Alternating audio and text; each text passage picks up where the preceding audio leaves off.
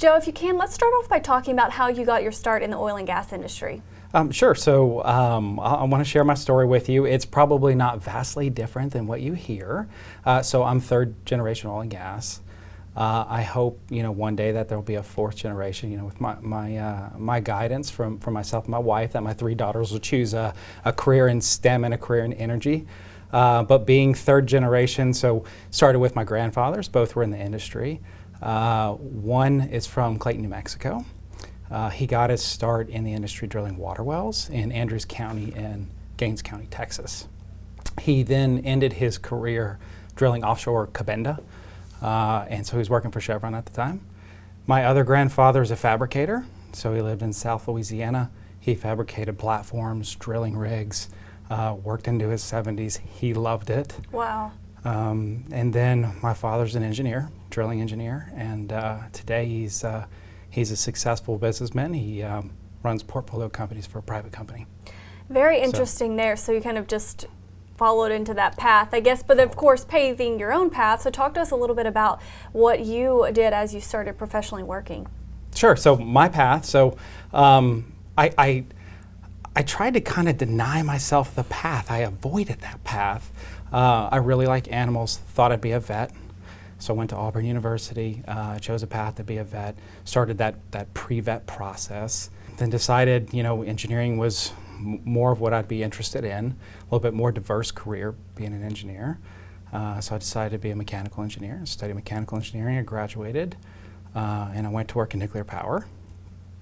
Very, very interesting, but going back to the diversity of my career and what I wanted to do, I lived overseas as a kid. I wanted that global exposure. Mm-hmm. So what I decided is that I'd go back to school, get my MBA, try to round myself out. So I went back to school. You have to give my wife a lot of credit. She helped put me through grad school, so we were married at that time. Awesome. Finished my MBA and joined ExxonMobil in 2007. I was a development planning engineer, then a project engineer. So I had an opportunity to work in Australia on LNG, Asia Pac portfolio. Also worked in deep water in Africa. And then I had a very, very unique opportunity in my early 30s to join a management team at a startup. It's a private equity-backed company, working primarily in the Permian and Mid-Con in East Texas. Joe, do you have any advice for the younger professionals, really, kind of reliving your path and talking to us about that? What about those trying to find their way? Yeah, so I think, don't be afraid to try different things and think outside the box. And kind of in that theme, one challenge I'd have for the younger generation is, focus on creative ideas, creative solutions, and then go out there and prosecute those ideas. I think that's incredibly important to continue to innovate. Talk to us a little about technology, if you have any thoughts that they are, playing such a huge role in our industry and, of course, not really going to change. Talk to us a little bit about what you see right now. Technology continues to evolve, and you think about its role today.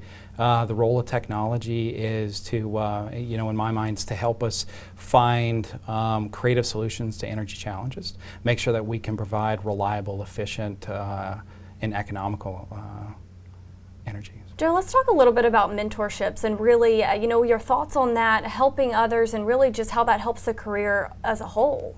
We have a leader in our company, currently a vice president, and what he focuses on is trusting his team, trusting everyone, trusting that you're going to do your job well, right?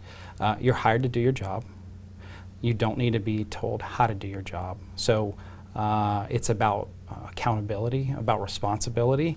And I think what that does is it helps you become more creative, right?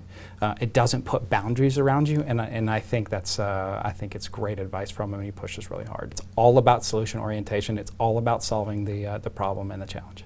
That's really great to hear. We appreciate you sharing your story and your expertise with us as well. Thank you. You're very welcome. And for more on honorees and industry leaders like Joe, you can find that on heartenergy.com.